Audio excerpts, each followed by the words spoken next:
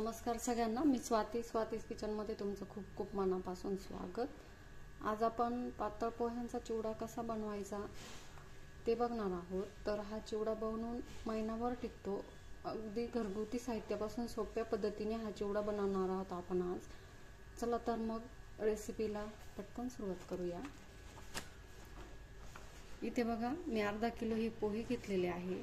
इथे एक वाटी मोठी कढीपत्ता घेतलेला आहे, अर्धी वाटी शेंगदाणे घेतलेले आहे, एक वाटी खोबरं, एक वाटी अर्धी वाटी फुटाण्याची डाळ आणि इथे 8 ते 9 मिरच्या हिरव्या कापून घेतलेल्या आहे। चवीनुसार मीठ, थोडीशी एक मोठा चमचा हळद, एक वाटी मोठी साखर, त्यानंतर अगदी हे चिमूटभर लिंबू सत्व घेतलेलं आहे। त्यानंतर इथे मी हे भाजलेलं जिरं घेतलेलं आहे। सगळ्यात अगोदर आपण चिवड्याचा मसाला कसा करायचा ते बघून घेणार आहोत। त्याच्यासाठी मी इथे बघा ही एक वाटी साखर घेतलेली आहे। तुम्ही तुमच्या आवडीनुसार साखर कमी जास्त करू शकता। इथे हे भाजलेले एक चमचा मी जिरे घेतलेले आहे। त्यानंतर चवीनुसार मीठ, एक मोठा चमचा ही हळद आणि अगदी ही चिमूटभर लिंबू सत्व घेतलेला आहे। ला लिंबू पावडर म्हणू शकतो। ही खूप आंबट असते, त्यामुळे ही अगदी चिमूटभरच घ्यायची। त्याने चिवड्याला आपला आंबट गोड असा मस्त टेस्ट येणार आहे। आता हे आपण मिक्सरच्या भांड्यामध्ये फिरून घेऊया। आता हे बघा, इथे हा आपण चिवडा मसाला असा तयार करून घेतलेला आहे। हा चिवडा मसाला याच्यासाठी तयार करून घेतला की जेणेकरून आपण चिवडा बनवतो तर ते मीठ चिवड्याच्या खाली तळाला जाऊन बसू नये, म्हणून हा चिवडा मसाला आपण तयार करून घेतलेला आहे। आता चिवडा मसाला आपला तयार झालेला आहे। आता आपण चिवड्याला सुरुवात करू। आता इथे बघा एक मोठी कढई घेतलेली आहे मी। कढई मोठी घ्यायची आहे आपल्याला आणि हे पोहे आपण याच्यावर मंद गॅसवर भाजून घेणार आहोत। पोहे छान मंद गॅसवर कुरकुरीत भाजायचे आहे। हे बघा, पोह्यांचे बाजारामध्ये बरेच प्रकार भेटतात। आपण इथे हे कांदे पोहेचा जो पोहे असतात ते घेतलेले आहे। हे बघा, याचाही चिवडा खूप छान होतो। आता मुलांची शाळा चालू झालेली आहे। मुलांना मस्त असा दुपारच्या वेळेत खाऊ किंवा डब्यालाही तुम्ही देऊ शकता। हे बघा, हे पोहे छान असे कुरकुरीत होईपर्यंत आपल्याला मंद गॅसवर भाजून घ्यायचे आहे।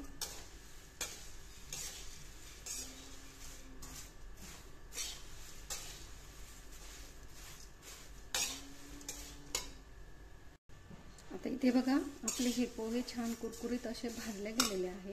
हे बघा, पोहे छान मंद गॅसवर भाजायचे जेणेकरून आपला जो चिवडा आहे तो नरम पडणार नाही किंवा साधणार नाही। आता हे आपण एका मोठ्या भांड्यामध्ये काढून घेणार। आता हे बघा, हे एका मोठ्या भांड्यामध्ये आपण काढून घ्यायचं आहे।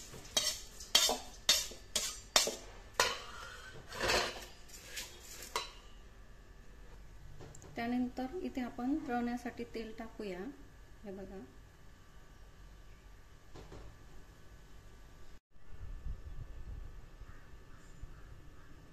आता काय करूया, हे शेंगदाणे आपण तेलात तळून घेणार आहोत। शेंगदाणे छान करपूस रंगावर तळायचे आहे। तुम्ही तुमच्या आवडीनुसार शेंगदाणे जास्त कमी करू शकता। हे बघा, जास्त शेंगदाणे तळायचे नाहीये। वरची सांगतो अगोदर असे निघतील तोपर्यंत, नाहीतर शेंगदाणे जास्त तळले तर ते काळपट होतात आणि चवीला चिवड्यामध्ये आपल्या छान नाही लागत। हे बघा, मस्त असे हे शेंगदाणे आपले तळून घ्यायचे आहे। आता हे शेंगदाणे आपले तळून झालेले आहे, त्याला आपण काढून घेऊया।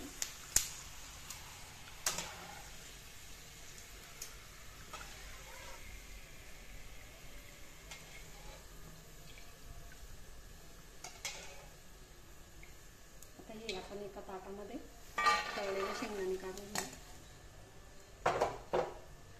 त्यानंतर इथे ह्या डाळ घेतलेल्या आहे मी। डाळ ऑलरेडी भाजलेल्या असतात, त्यामुळे ह्या जास्त आपल्याला त्याला तळायच्या नाहीये, थोड्याच तळायच्या आहे त्या। हलक्याशा रंगावर तळून घेऊ आपण याला। हे बघा, आता याला काढून घेऊ आपण।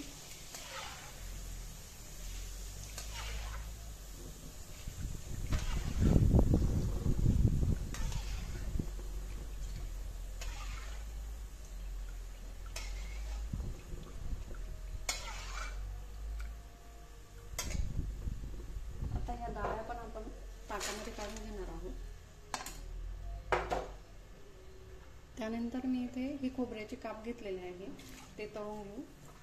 खोबऱ्याचे काप मस्त असे ब्राऊन कलरवर तळून घेऊया आपण. हे बघा, झारीने हे सतत ढवळत राहायचं, ज्यामुळे हे एकसारखं असं आपलं तळलं जाईल. हे बघा, छानपैकी तळून घ्यायचं आहे या खोबऱ्याच्या कापांना. बघा, सुंदर कलर येतो याला.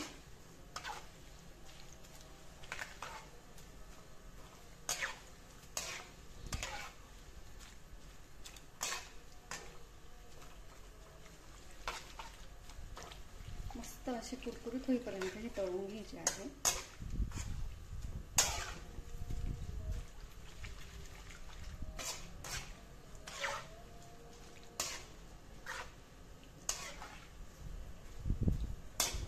बघा तुम्ही, छानपैकी त्याला किती छान कलर आलेला आहे, ब्राऊन कलर. आता हे पण आपण काढून घेऊया.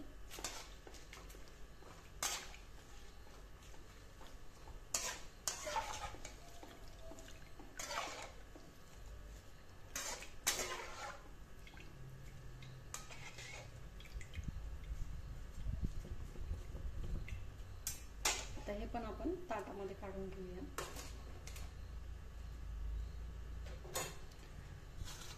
आता इथे मी हा कढीपत्ता घेतलेला आहे, तो कढीपत्ता तळला. कढीपत्ता पण अगदी कुरकुरीत होईपर्यंत तळायचा आहे, जेणेकरून आपल्या चिवड्याला सादळ येणार नाही आणि चिवड्याला टेस्टही खूप छान येते कुरकुरीत कढीपत्ता तळल्याने. एवढं छान असं तळून घ्यायचा आहे कढीपत्ता. कढीपत्त्याचा सुगंध खूप छान येतो. वा, मस्त.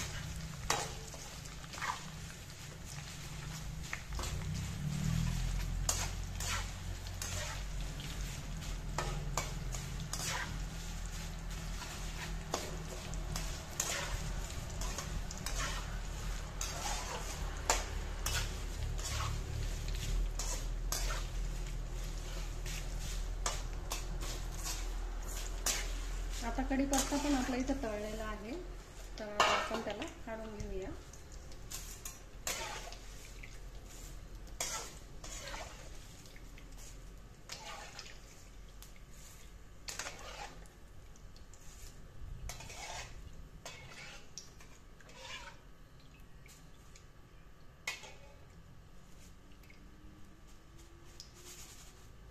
बघा किती छान आवाज येतो आहे याचा. खूप मस्त तळलं गेलेलं आहे.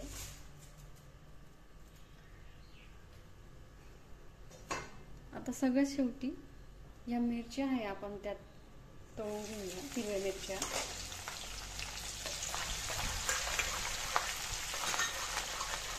मिरच्या पण अगदी कडक होईपर्यंत तळायच्या आहे, जेणेकरून आपला चिवडा साधा येणार नाही.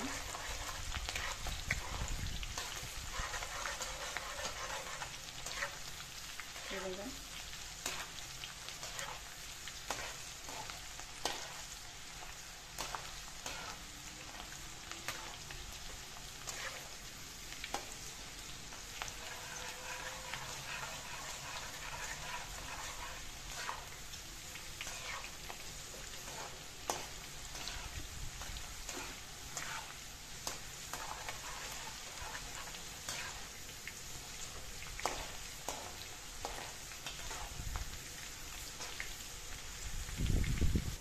आता मिरच्या पण आपल्या कुरकुरीत अशा तळल्या गेलेल्या आहेत. बघा तुम्ही. आता गॅस बंद करूया.